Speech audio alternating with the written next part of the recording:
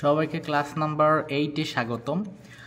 বরাবরের মতোই আপনাদের কাছে রিকোয়েস্ট থাকবে, যারা আমার চ্যানেলে নতুন আছেন আপনারা চ্যানেলটি সাবস্ক্রাইব করে দিবেন এবং বেল আইকনটি প্রেস করে রাখবেন, যাতে আমি ক্লাসের ভিডিও আপলোড দেওয়ার সাথে সাথে আপনার কাছে নোটিফিকেশন চলে যায় এবং আপনি ক্লাসটি করতে পারবেন সাথে সাথে।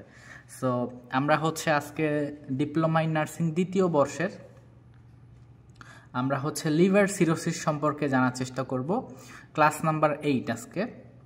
সো আমরা লিভার সিরোসিসটা দেখব কি। প্রথমে আমরা ডেফিনেশনটা দেখি।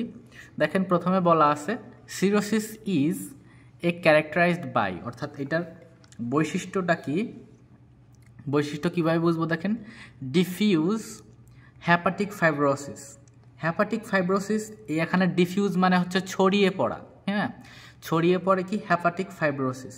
হ্যাপাটিক ফাইব্রোসিস মানে আপনার ওই কানেকটিভ টিস্যু বিল্ড আপ হবে, লিভারে কানেকটিভ টিস্যু বিল্ড আপ হবে, যেটা বেড়ে যাবে, সেটাকে আমরা বলতেছি hepatic fibrosis. And nodule formation, ঠিক আছে। নোডিউল ফরমেশন আপনার স্মল সোয়েলিং অফ সেলস। আমরা ছবিটা দেখলে আরও সুন্দরভাবে বুঝতে পারবো। দেখেন এখানে দেখেন কানেকটিভ টিস্যু বিল্ড আপ হয়েছে এবং ওই যে ছোট ছোট আমরা দেখতেছি জায়গায় জায়গায় যে ছোট ছোট ফুলে গেছে পয়েন্টগুলো আমরা দেখতে পাচ্ছি ছবিতে, এইগুলাকে আমরা বলতেছি নডিউল। দেখেন জায়গায় জায়গায় ফুলে আছে, এগুলা নডিউল। আর কানেকটিভ টিস্যু বিল্ড আপ হয়েছে বিধায় লিভারটা এরকম হয়ে গেছে, তাই না?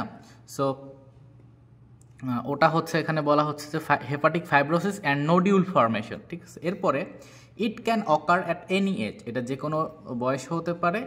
হ্যাজ সিগনিফিক্যান্ট মরবিডিটি, অর্থাৎ এইটার কারণে কিন্তু অনেকে মৃত্যুবরণ করে। Is an important cause of premature death, অর্থাৎ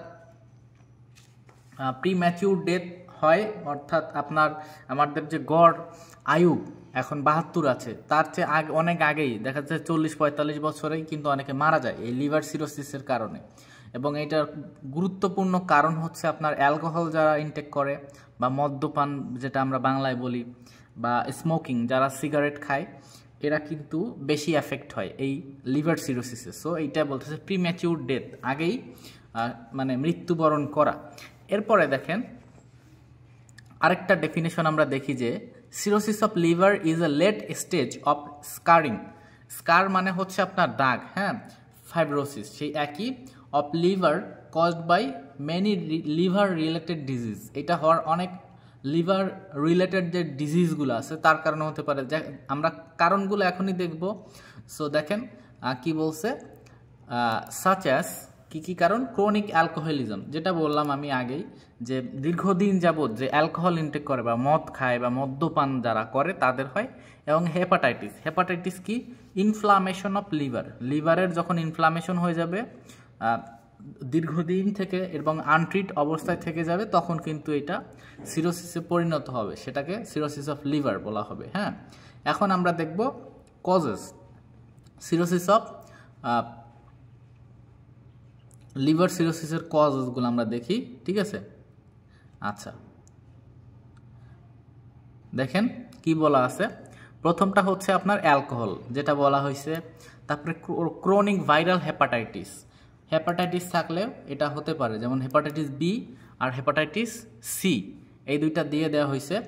আর non alcoholic fatty liver disease, এমন আছে অনেকে যে যারা মদ্যপান করে না কিন্তু তাদের দেখবেন যে ফ্যাটি লিভার হয়, হ্যাঁ, এরকম অনেকে ধরা পড়ে যে অতিরিক্ত তৈলাক্ত খাবার খায় যারা, ফ্যাট জাতীয় খাবার, হ্যাঁ, তাদের লিভারে কিন্তু ফ্যাট জমা হয়ে যায়, চর্বি জমা হয়ে যায়, ফলে এই ফ্যাটি লিভার থেকে আস্তে আস্তে কিন্তু লিভার সিরোসিসে পরিণত হয় এই জিনিসটা। এরপরে ইমিউন সিস্টেমে কি দেখেন, প্রাইমারি স্ক্লেরোজিং কলেঞ্জাইটিস, এটা আপনার বাইল ডাক্ট ইনফ্লামেশন হয়ে যাবে। আমাদের যে বাইল ডাক্ট আছে সেটার ইনফ্লামেশন হবে এবং সেই সাথে লিভারের আউটসাইডের ইনফ্লামেশন হবে। অর্থাৎ এই যে আমরা দেখতে পাচ্ছি লিভারের পুরা বাইরের যে জায়গাটা, মানে আউটসাইড কাভার যেটা দেখতে পাচ্ছি আমরা, এইটার ইনফ্লামেশন হবে এবং আমাদের যে বাইল ডাক্ট আছে সেটারও কিন্তু আমাদের ইনফ্লামেশন হয়ে যাবে, ঠিক আছে। সো এটা গেল। তারপরে আছে কি প্রাইমারি বিলিয়ারি সিরোসিস, ঠিক আছে। সেই একই কথা আমাদের বিলিয়ারি ট্র্যাক্টে যে বিলিয়ারি ট্রি আছে, আমরা যেটাকে বলি, আমরা অ্যানাটমিতে পড়ছি, সেই বিলিয়ারি ট্রিতে সিরোসিস হবে। আচ্ছা, সিরোসিস হওয়ার কারণে এটা হচ্ছে পরবর্তীতে গিয়ে প্রথমে হচ্ছে বিলিয়ারি ট্র্যাক্ট হবে, পরবর্তীতে সেটা লিভার সিরোসিসে পরিণত হবে, ঠিক আছে। আচ্ছা, এটা হচ্ছে কিন্তু একটা অটোইমিউন, যার কারণে কি হয় আপনার progressive destruction of small bile duct, ঠিক আছে।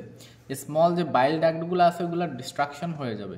হ্যাঁ, তাহলে লিখে নিতে পারেন যে progressive destruction of small bile duct, সেটাকে বলতেছি আমরা প্রাইমারি বিলিয়ারি সিরোসিস, ঠিক আছে। এরপরে আরও কিছু কজ।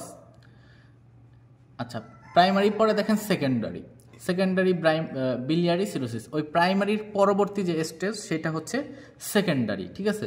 সো এটা সেম। আচ্ছা, এরপরে সিস্টিক ফাইব্রোসিসটা কি? এটা একটা গ্যাস্ট্রিক ডিসঅর্ডার, ঠিক আছে। সরি, গ্যাস্ট্রিক না, এটা একটা জেনেটিক, আমরা এটা জেনেটিক কজ হতে পারে। সিস্টিক ফাইব্রোসিসটা কি আপনার এন্ডোক্রাইন গ্ল্যান্ডে এফেক্ট করে, ঠিক আছে। এটা এন্ডোক্রাইন গ্ল্যান্ডে, সো এন্ডোক্রাইন গ্ল্যান্ডের ডিসঅর্ডারের কারণেও হতে পারে। সো এই সিস্টিক ফাইব্রোসিসটা জেনেটিকে হওয়া উচিত ছিল। তো যাই হোক, ওটা আপনার জেনেটিক হতেও পারে, জেনেটিক ছাড়াও হতে পারে, ঠিক আছে। আচ্ছা, নিচে আমরা দেখব হচ্ছে জেনেটিক কিছু কজ আছে। হেমোক্রোমাটো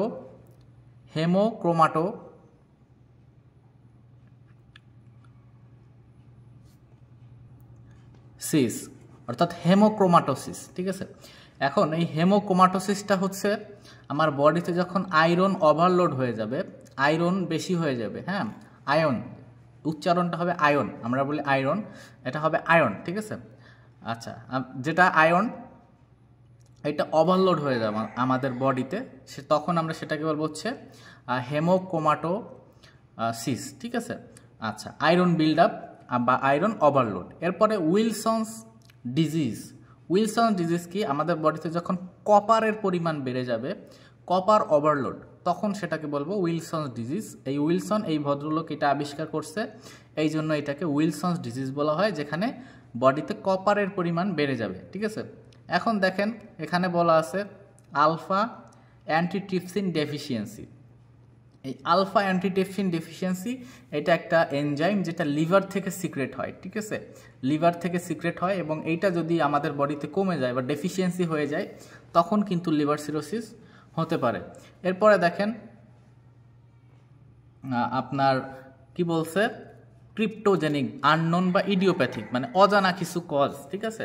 ক্রিপ্টোজেনিক বা ইডিওপ্যাথিক বা আননোন 15%, অর্থাৎ অজানা কেন হচ্ছে। এবং এরপরে এনি ক্রনিক লিভার ডিজিজ, লিভারের যে কোনো ধরনের দীর্ঘ সময় যাবত যখন ডিজিজ থাকবে, ওই যে আমরা বললাম হেপাটাইটিস হতে পারে। সো এই ডিজিজ এর ফলে হচ্ছে আস্তে আস্তে কি এটা লিভার সিরোসিসে পরিণত হবে। সো এবং ক্রনিক বলতে বুঝি যে আমরা 3 মাস বা তার চেয়ে অধিক, মানে দীর্ঘদিন যাবত যেগুলা, ঠিক আছে। সো এই হচ্ছে গেল আমার লিভার সিরোসিসের কজগুলা। এখন দেখেন আমরা দেখব হচ্ছে clinical feature of hepatic cirrhosis বা লিভার সিরোসিস, যাই বলি না কেন, আমার ক্লিনিক্যাল ফিচার কি লিভার সিরোসিসে, ঠিক আছে। দেখেন প্রথমটা হচ্ছে আপনার হেপাটোমেগালি, ঠিক আছে, অর্থাৎ আমার লিভারটা সাইজে বড় হয়ে যাবে, ঠিক আছে। সেইটা দেখেন বলছে also liver may be small, also be small, এটা ছোটও হয়ে যেতে পারে, ম্যাক্সিমামই বড় হয়ে যায়। দেখবেন যাদের সিরোসিস আছে তাদের পেটটা অনেকটা ফুলে যায়, হ্যাঁ। ওই যে দেখেন জন্ডিস, যেহেতু আমার লিভারটা ঠিকঠাক কাজ করবে না, ডিসফাংশন হয়ে যাবে সিরোসিসের ফলে, সেহেতু তার কিন্তু জন্ডিস হবে। আর জন্ডিস কখন হয়? আমাদের বডিতে যখন বিলিরুবিনের পরিমাণটা বেড়ে যায় তখন হচ্ছে কি জন্ডিস হয়, তাই না। অ্যাসাইডস, একদম সোজা বাংলায় কি পেটে পানি জমা, ঠিক আছে। অ্যাসাইডস, পেটে পানি জমা বা পেটটা ফুলে যাবে, সেটাকে আমরা বলতেছি অ্যাসাইডস। এরপরে circulatory change, 4 number point, circulatory change, palmar erythema. Palmar এরিদিমাটা আমি ছবি দেখাই দিই, তাহলে বুঝতে আপনাদের সুবিধা হবে যে হাতগুলা লাল হয়ে যায়, ঠিক আছে।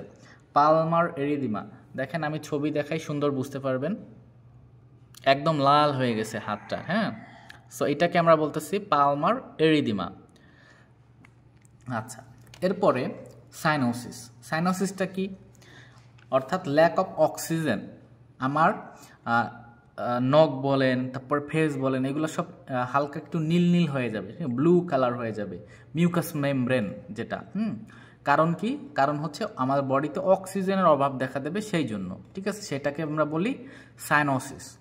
এরপরে এন্ডোক্রাইন চেঞ্জেস। এন্ডোক্রাইন চেঞ্জ হয়ে যাবে, যেমন লস অফ লিবিডো। এই লস অফ লিবিডো মানে হচ্ছে lack of interest for sex, ঠিক আছে। সো এটা তো আমরা সবাই বুঝি। এবং হেয়ার লস, মাথার চুল পড়ে যাবে, ঠিক আছে। ক্লিনিক্যাল ফিচার পড়তেছি আমরা, মাথার চুলটা পড়ে যাবে। এইবার ম্যান অর্থাৎ পুরুষ যারা, তাদের ক্ষেত্রে কি হবে? গাইনোকোম্যাস্টিয়া, ঠিক আছে। গাইনোকোম্যাস্টিয়া হচ্ছে আপনার ব্রেস্ট হচ্ছে বড় হয়ে যাবে সাইজে, পুরুষের। হ্যাঁ, পুরুষের ব্রেস্ট যে সেটা সাইজে বড় হয়ে যাবে। আচ্ছা, এটা পুরুষের ব্রেস্ট বড় হয়ে যাবে, এটা কিন্তু আপনার এটা নন ক্যান্সারাস এনলার্জমেন্ট, ঠিক আছে। এটা ক্যান্সারাস কোনো এনলার্জমেন্ট না। এটা হওয়ার কারণ হচ্ছে আপনার গ্রোথ হবে, ব্রেস্টে যে টিস্যু আছে সেটা গ্রোথ হবে। এটা হওয়ার কারণ হচ্ছে হরমোনাল ইমব্যালেন্স হয়, ঠিক আছে। ইস্ট্রোজেন এবং অ্যান্ড্রোজেন, এই দুইটার মধ্যে আপনার হরমোনাল ইমব্যালেন্স হয়ে যায়, তখন হচ্ছে গাইনোকোম্যাস্টিয়া হয়ে যায়। অর্থাৎ কি, মেলের হচ্ছে কি, পুরুষের ব্রেস্ট হচ্ছে বড় হয়ে যাবে। এরপরে টেস্টিকুলার অ্যাট্রফি। টেস্টিকুলার অ্যাট্রফি কি? আমাদের যে পুরুষদের যে টেস্টিস আছে সেটার সাইজ ছোট হয়ে যাবে, স্মল হয়ে যাবে, এবং ওটা ডিসফাংশন, ঠিকঠাক মতো কাজ করবে না, তার যে নর্মাল ফাংশন কাজ করবে না, ঠিক আছে। এটাকে বলতেছি টেস্টিক্যাল অ্যাট্রফি, অর্থাৎ টেস্টিস সাইজে ছোট হয়ে যাবে এবং ডিসফাংশন। ইম্পর্টেন্স কি? এখানে ইম্পর্টেন্স মানে হচ্ছে আপনার সেক্সুয়াল ডিসফাংশন, ঠিক আছে। সেক্সুয়াল ডিসফাংশন যেমন প্রিম্যাচিওর এজাকুলেশন হতে পারে, ঠিক আছে, যেটা সময়ের পূর্বেই বীর্যপাত, এরকম আর কি সমস্যা, সেক্সুয়াল ডিসফাংশন হয়ে যাবে। এরপরে ওম্যান ব্রেস্ট অ্যাট্রফি, ঠিক আছে। ব্রেস্ট অ্যাট্রফি হচ্ছে আপনার সংকোচন হয়ে যাবে। এটা হয়, আমি একটা ছবিতে দেখাই তাহলে বুঝতে আপনাদের সুবিধা হবে।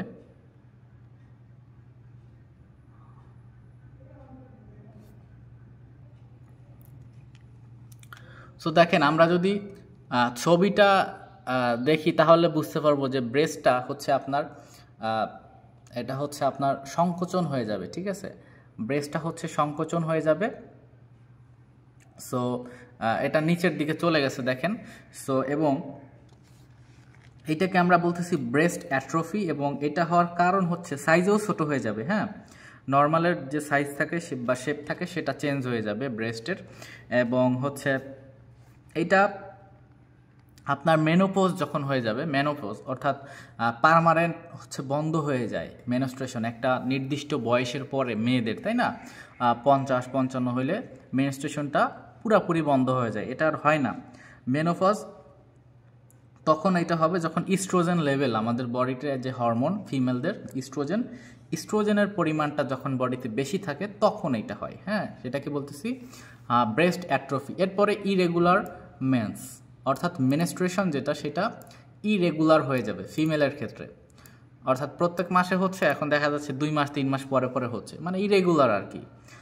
সাইকেল তো আমরা অ্যাভারেজ 28 দিন ধরি মেনস্ট্রুয়েশন। এরপরে অ্যামেনোরিয়া, অর্থাৎ মেনস্ট্রুয়েশনটা সম্পূর্ণ বন্ধ হয়ে যাবে। এতে আমরা কোনো কিছু দেখলে আগে বুঝবো যে এটা অ্যাবসেন্ট কি মেনোরিয়া, ঠিক আছে। মেনস্ট্রুয়েশন যে অ্যাবসেন্ট হয়ে যাবে, হবে না সেটা। আচ্ছা, এরপরে haemorrhagic tendency, blood related disorder যেগুলো দেখেন কি আছে, ব্রুইজেস, ঠিক আছে। ব্রুইজেস মানে হচ্ছে আপনার কালশিটে দাগ, হ্যাঁ, কালো দাগ হয়ে যাবে, সেটাকে আমরা বলতেছি ব্রুইজেস। আমরা আরও ছবির সাহায্যে আরও সুন্দরভাবে বুঝতে পারবো। এটা দেখেন কালো দাগ হয়ে গেছে, এটাকে আমরা বলতেছি ব্রুইজেস, ঠিক আছে। এই যে দেখেন কালো দাগ হয়ে গেছে, আচ্ছা, এটাকে আমরা বলতেছি ব্রুইজেস। হ্যাঁ, এরপরে আছে পুরপুরা। পুরপুরা হচ্ছে রেড বা পার্পল অর্থাৎ লাল বা বেগুনি কালারের স্পট দেখা দেয় বডিতে, আর সেটাকে বলতেছি পুরপুরা, একটা স্কিন ডিসঅর্ডার। ঠিক আছে, আমরা দেখি সেটা কি। দেখেন ছবির সাহায্যে আমরা দেখলে আরও সুবিধা হবে আমাদের। রেড বা পার্পল স্পট, এই যে দেখেন রেড বা পার্পল স্পট, সেটাকে আমরা বলতেছি হচ্ছে পুরপুরা। ঠিক আছে, আচ্ছা এই যে যেটা দেখতে পাচ্ছেন এইটা হচ্ছে আপনার পুরপুরা বলতেছি আমরা। সো এরপরে হচ্ছে এফিস্ট্যাক্সিস। এফিস্ট্যাক্সিস সম্পর্কে আমাদের বিস্তারিত ক্লাস নেওয়া হয়েছে 6 নম্বর ক্লাস। ঠিক আছে, নাক দিয়ে রক্ত পড়া 6 নম্বর ক্লাস, আপনারা দেখে নিতে পারবেন। নাক দিয়ে যখন রক্ত পড়বে তখন আমরা সেটা করব এফিস্ট্যাক্সিস। সো এটার বিস্তারিত ক্লাস আপনারা ক্লাস নাম্বার 6-এ দেখে নিতে পারেন। এরপরে আছে পোর্টাল হাইপারটেনশন। পোর্টাল হাইপারটেনশনটা কি? আমার যে পোর্টাল ভেইন আছে লিভারে, সেখানে ব্লাড প্রেশার বেড়ে যাবে। ঠিক আছে, আমি ছবি দিয়ে দেখাই, ছবি দিয়ে পড়লে বা দেখলে আমাদের ভালো মনে থাকবে বা আমরা বুঝতেও পারবো ভালো। দেখেন পোর্টাল ভেইনটা কিন্তু দেয়া আছে, ওই যে লিভারের ভিতরে যে ব্লু কালারের যে ভেইনটা দেখা যাচ্ছে ওটাই হচ্ছে আপনার পোর্টাল ভেইন। ঠিক আছে, ব্লু কালার যেটা লিভারের ভিতরে। সো পোর্টাল ভেইনে ওখানে প্রেশার বাড়বে, তার কারণে এবং সেইটার কারণে কি হবে, স্প্লিনোমিগালি হবে। আমাদের যে স্প্লিন আছে সেইটা সাইজে বড় হয়ে যাবে এবং মানে ডিসফাংশন হয়ে যাবে, স্প্লিনোমিগালি সেটা। ঠিক আছে, এরপরে কোঅ্যাট্রিয়াল ভেসেলস। ঠিক আছে, এখন আমার যে ভেসেলগুলো আছে সেগুলা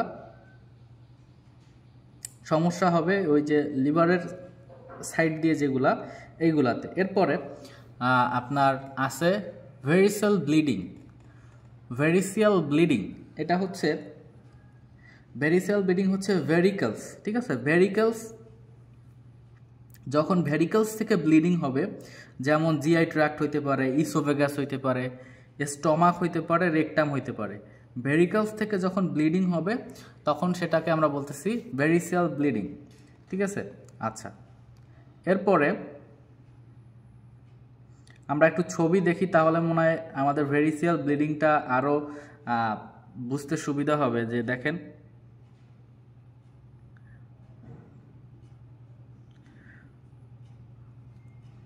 দেখেন ইসোফেগাসে, ইসোফেগাসের ওই যে আমরা দেখতেছি ব্লু কালারের, হ্যাঁ ইসোফেগাস ওইটা, এবং ইসোফেগাসের ভিতরে আমরা দেখতেছি ওই যে ব্লু কালারের যে ইয়াগুলা, ওইগুলো হচ্ছে আমরা বলতেছি ভেরিকেলস। ওইখান থেকে যখন ব্লিডিং হবে তখন বলতেছি আমরা ভেরিসিয়াল ব্লিডিং।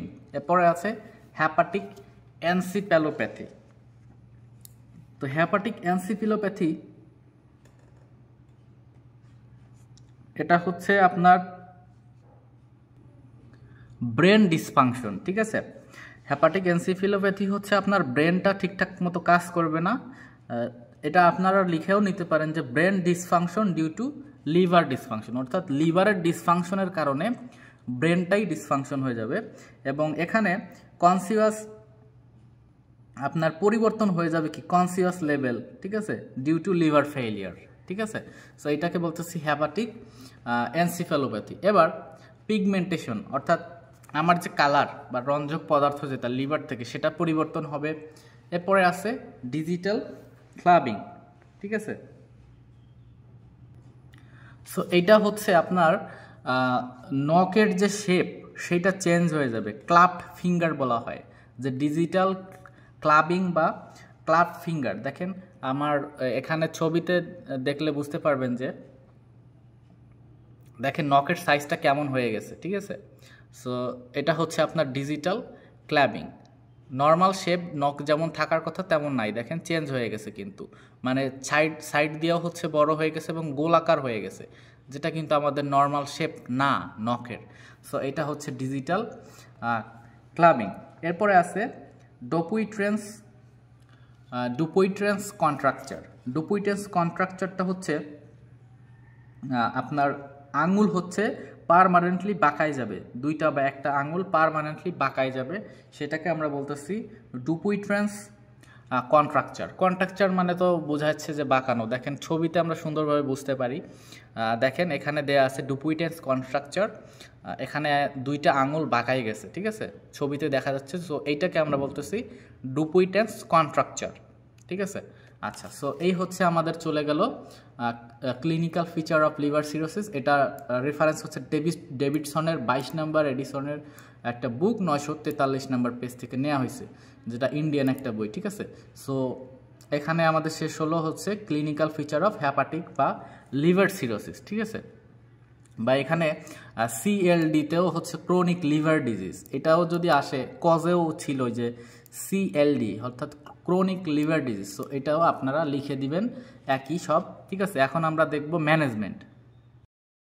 দেখেন বলছে write down the management of cirrhosis of liver patient. আপনি লিভার সিরোসিসের পেশেন্ট কীভাবে ম্যানেজ করবেন, ঠিক আছে। দেখেন দ্য ম্যানেজমেন্ট ইনক্লুড, দেখেন ট্রিটমেন্ট অফ আন্ডারলাইং কজেস। প্রথমে আপনার কারণটা কি সেটা খুঁজে বের করতে হবে। যদি অ্যালকোহল ইনটেক করে বাদ দেওয়া লাগবে, স্মোকিং বাদ দেওয়া লাগবে। আমরা কজগুলো জানবো যে কী কারণে ঠিকঠাক হয়েছে, সেই কজটা আমরা ট্রিটমেন্ট করব। এবং বলছে মেইনটেনেন্স অফ নিউট্রিশন, তার যাতে নিউট্রিশনে কোনো ইমব্যালেন্স না হয়, নিউট্রিশনাল ইমব্যালেন্স, তারপরে সেটা আমরা দেখব। যদি ফ্লুইড লাগে সেক্ষেত্রে ফ্লুইড দেব। এরপরে অ্যাসাইডস, যেটা ট্রিটমেন্ট অফ কমপ্লিকেশন, আমার কী কী ট্রিটমেন্ট, যেমন অ্যাসাইড কি পেটে পানি জমছে, আমরা ফ্রুসিমাইড দিতে পারি, ঠিক আছে। এই ধরনের ট্রিটমেন্টগুলো আমরা দেব। দেখেন হ্যাপাটিক এনসেফালোপ্যাথি, যেটা বললাম ব্রেন ডিসফাংশন হয়ে যাবে, কিসের কারণে, লিভার ডিসফাংশনের কারণে। এরপরে পোর্টাল হাইপারটেনশন, আমার লিভারের যে পোর্টাল ভেইন আছে সেখানে প্রেশার বেড়ে যাবে, এটা হচ্ছে 5 মিলিমিটার মার্কারি বা তার চেয়েও বেশি যখন চলে যাবে ওই পোর্টাল ভেইনের প্রেশার, তখন আমরা সেটাকে বলবো পোর্টাল হাইপারটেনশন। পরে ভ্যারিসিস তো আমরা একটু আগে ছবির সাহায্যে দেখলাম। এরপরে কি বলছে দেখেন, once the diagnosis of cirrhosis is made, যখন একবার ধরা পড়বে সিরোসিসটা, endoscopy should be performed to screen for oesophageal varices. এন্ডোস্কোপিটা কি আমরা একটু ছবির সাহায্যে দেখি। দেখেন আমরা এন্ডোস্কোপিটা একটু দেখার চেষ্টা করি। আমরা হচ্ছে দেখতেছি যে প্রথমে হচ্ছে স্মল ইন্টেস্টাইন, ঠিক আছে। স্মল ইন্টেস্টাইনে দেখেন এখানে হচ্ছে আপনার লাইট দেখা যাচ্ছে একটা, অর্থাৎ মুখের ভিতর দিয়ে একটা টিউব প্রবেশ করানো হবে এন্ডোস্কোপিতে। ওই টিউবটা আপনার ডিওডেনাম অর্থাৎ স্মল ইন্টেস্টাইন পর্যন্ত যাবে, এবং ওই টিউবের মাথায় একটা লাইট থাকবে এবং একটা ক্যামেরা থাকবে, অর্থাৎ এবং মনিটরের মধ্যে আপনার সম্পূর্ণ ভিতরের যে অর্গানগুলা সেইগুলা দেখা হবে, ঠিক আছে। সো এইটাকে আমরা বলছি হচ্ছে এন্ডোস্কোপি। আমার একদম মুখগহ্বর থেকে একদম ইন্টেস্টাইন পর্যন্ত দেখা যাবে, এটার মাথায় একটা লাইট থাকবে ছোট এবং ক্যামেরা থাকবে, এবং ডক্টর হচ্ছে মনিটরে দেখতে পাবে যে ভিতরে সব কিছু কেমন আছে। সো এইটা আমার পারফর্ম করতে হবে। এই যে ইসোফেজিয়াল ভেরিকলস, এখান দিয়ে ব্লিডিং হচ্ছে কিনা, এবং রিপিটেড এভরি 2 ইয়ার্স, আমার একবার ধরা পড়লে প্রত্যেক 2 বছরের মধ্যে একবার করে আমার এটা দেখা লাগবে এন্ডোস্কোপি করে যে কী অবস্থায় আছে।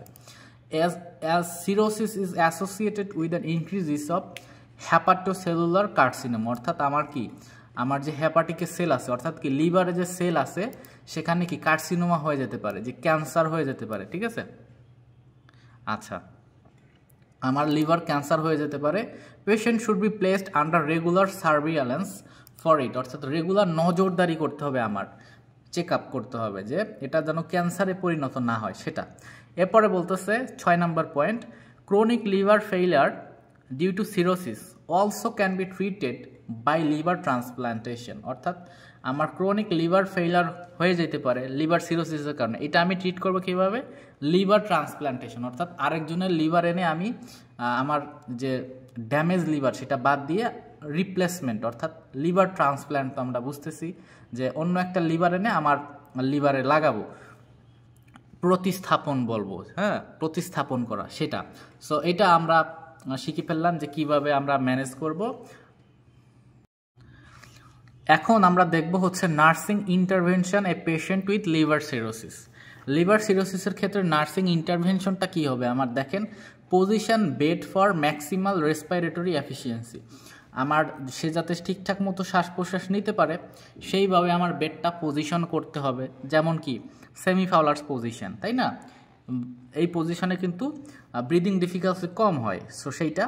তারপরে প্রোভাইড অক্সিজেন অ্যাজ অর্ডার্ড।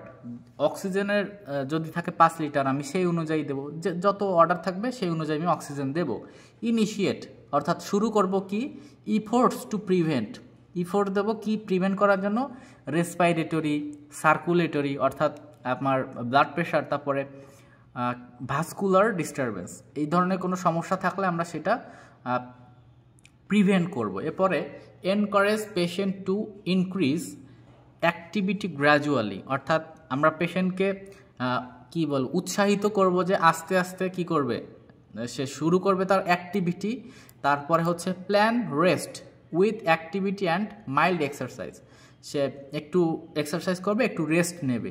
পরে provide a nutritious high protein diet supplemented, অর্থাৎ তার যে ডায়েটটা থাকবে, সে যে খাবার দাবার খাবে সেখানে যেন প্রোটিনটা পরিমাণ হাই থাকে, অর্থাৎ হাই প্রোটিন জাতীয় খাবার সে বেশি খাবে, যেমন ডিম, দুধ, তারপরে মাছ, মাংস, এইগুলা, ঠিক আছে।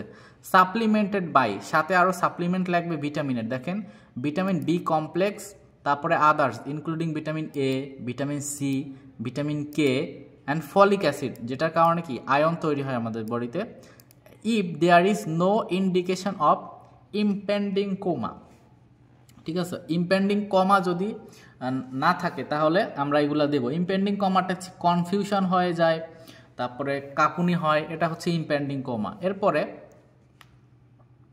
6 নাম্বারটা দেখেন, প্রোভাইড স্মল ফ্রিকুয়েন্ট মিলস, অর্থাৎ সে খাবার যেগুলো খাবে অল্প অল্প খাবে এবং বারবার খাবে সেইটা, ঠিক আছে। প্রোভাইড স্মল অর্থাৎ স্ন্যাক্স নিল একটা, provide small and frequent meals. তারপরে কনসিডার পেশেন্টস প্রেফারেন্স, অর্থাৎ তার যে পছন্দ, পেশেন্টের যে পছন্দ যে খাবারগুলো সেইগুলোকে আমরা একটু কনসিডার করব, ঠিক আছে। অ্যান্ড এনকারেজ পেশেন্ট, আমরা পেশেন্টকে উৎসাহিত করব টু ইট কি প্রোভাইড প্রোটিন সাপ্লিমেন্ট, আমরা আগেও দেখলাম আমরা প্রোটিন সাপ্লিমেন্ট দিব, হ্যাঁ, ট্যাবলেট ফর্ম হইতে পারে, ফ্লুইড ফর্ম হইতে পারে, এইগুলা ইফ ইন্ডিকেটেড, যদি প্রয়োজন হয়। চেঞ্জ দ্য পজিশন ফ্রিকুয়েন্টলি, সে তো শুয়ে থাকবে, আমার 2 ঘন্টা পর পর পজিশনটা চেঞ্জ করে রাখবে, ডান কাত করে শোয়ানো যাইতে পারে, বাম কাত করে শোয়ানো যাইতে পারে, পজিশনটা চেঞ্জ করা, নাহলে বেড শোর হয়ে যাবে, তাই না। Avoid using irritating soap and adhesive tape, অর্থাৎ সেই ধরনের সাবান আমরা ব্যবহার করব না যেসব ইউজ করলে তার চুলকানি হচ্ছে, বা টেপ আঠালো কোনো কিছু তার বডিতে ইউজ করব না, অ্যাডহেসিভ টেপ, ঠিক আছে। আচ্ছা, use padded side rails. Padded side rail কি, ওই যে একটা বেডের 2 সাইড দিয়ে যে আমরা তুলে দিই না যাতে পেশেন্ট না পড়ে যায়, ওইটাকেই বলছে সাইড রেলস, ঠিক আছে। বেডের সাথে যে অ্যাটাচ 2 সাইড দিয়ে আমরা তুলে দিই, যেটা যে পেশেন্ট যেন না পড়ে যায়, সেটাকে বলতেছি padded side rails. If patient becomes agitated, অর্থাৎ পেশেন্ট যদি উত্তেজিত হয়ে যায়, অ্যাজিটেটেড অ্যান্ড রেসলেস মানে অস্থির হয়ে যায়, উত্তেজিত বা অস্থির হয়ে গেলে আমরা 2 পাশের যে সাইড রেলস আছে সেগুলো তুলে দেবো যেন পেশেন্ট উত্তেজিত হয়ে পড়ে টরে না যায়, ঠিক আছে। এরপরে ইনস্ট্রাক্ট পেশেন্টকে আমরা ইনস্ট্রাক্ট করব বা শেখাবো কি, to ask for assistance to get out of bed, অর্থাৎ তার যদি কোনো বিছনা থেকে নামতে হয় তাহলে অবশ্যই জানাবে যেন আসেন বা আমাকে একটু সাহায্য করেন, আমি নিচে নামবো, এরকম অ্যাসিস্ট্যান্স, ঠিক আছে। আচ্ছা, provide safety measures to prevent injury or cut, তার যেন ইনজুরি না হয় বা কেটে না যায় সেজন্য সেফটি মেজার্স মেনটেন করবে। Apply pressure to venipuncture site to minimise bleeding, তো যেখানে ব্লিডিং হচ্ছে যদি ভেইন পাংচার হয়ে যায় সেখানে আমরা ডাইরেক্ট প্রেশার অ্যাপ্লাই করবো এবং ব্লিডিংটা কমাবো, ঠিক আছে। সো এই হলো আমার গেল nursing intervention of liver cirrhosis. দেখেন আমার এখন হচ্ছে কমপ্লিকেশন, আমি দেখবো হচ্ছে লিভার সিরোসিস হলে আমার কি কি কমপ্লিকেশন হতে পারে। প্রথমে হচ্ছে ইডিমা, অর্থাৎ ফুলে যাবে, হাত পা ফুলে যেতে পারে, ফ্লুইড জমা হতে পারে, এডিমা হতে পারে, ঠিক আছে। অ্যান্ড অ্যাসাইটস তো আমি বললাম যে আমার পেটে পানি জমা যেটা সেটাকে আমরা বলতেছি অ্যাসাইটস, ঠিক আছে। অ্যাসাইট বলতেছি পেটে পানি জমা যেটা সেটাকে। আচ্ছা, এরপরে স্পন্টেনিয়াস ব্যাকটেরিয়াল পেরিটোনাইটিস, আমাদের যে পেটের মধ্যে যে পেরিটোনিয়াম আছে সেইটার আপনার ইনফ্লামেশন। আমরা পেরিটোনিয়ামটা একটু দেখি, তাহলে বুঝতে পারবো, সুবিধা হবে। আমাদের পেটের যেসব কন্টেন্টগুলো যে সাদা কালার করে দেওয়া আছে, হ্যাঁ, ওইটা হচ্ছে আমাদের পেরিটোনিয়াম। আমাদের পেটের যে কন্টেন্টগুলা যে আবরণটার মধ্যে থাকে সেটা পেরিটোনিয়াম, এইটার হলো আপনার ইনফ্লামেশন হয়ে যাবে, তখন সেটাকে বলতেছি আমরা, দেখেন যে সাদা কালার করে দেওয়া আছে একটা আবরণ যেটার মধ্যে আমাদের সব মানে অর্গান টর্গান সব কিছুই আর কি আছে। সো এইটাকে আমরা বলি পেরিটোনিয়াম।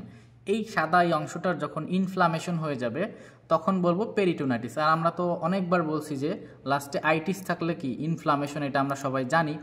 ব্লিডিং ফ্রম ভেরিকলস, আমরা তো ছবিতে দেখলাম যে ইসোফেগাসের সাইড দিয়ে যে ভেরিকল আপনার ভেরিসেসগুলো আছে ওইগুলার হচ্ছে ব্লিডিং হয়।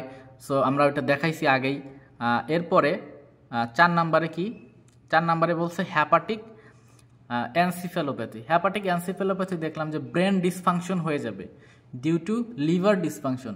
লিভার ঠিকঠাক মতো কাজ না করার ফলে আপনার ব্রেন ডিসফাংশন হয়ে যাবে, উল্টাপাল্টা সিগন্যাল পাঠাবে, ঠিক আছে। আচ্ছা, এরপরে হেপাটিক, আচ্ছা এরপরে আছে হেপাটোরেনাল সিনড্রোম, ঠিক আছে। হেপাটোরেনাল সিনড্রোম হচ্ছে কিডনি ফাংশনটা কমে যাবে, লিভার ড্যামেজ হওয়ার কারণে কিডনি ফাংশন কমে যাবে, এজন্য একসাথে জুড়ে দেওয়া হয়েছে যে হেপাটোরেনাল সিনড্রোম। এরপর আছে হাইপার স্প্লিনিজম। হাইপার স্প্লিনিজম হচ্ছে আপনার স্প্লিন ওভার অ্যাক্টিভ হয়ে যাবে, অর্থাৎ বেশি ফাংশন করবে যেটা তার দরকার নাই, প্রয়োজনের অতিরিক্ত। ওভার অ্যাক্টিভ স্প্লিন বলা যায়, ঠিক আছে। আমাদের বডিতে যে স্প্লিন আছে, ঠিক আছে, সেটা ওভার অ্যাক্টিভ হয়ে যাবে। এবং লিভার ক্যান্সার, যেটা ওই যে বলা হলো কার্সিনোমা, এবং লিভারে হচ্ছে কি ক্যান্সার হয়ে যেতে পারে।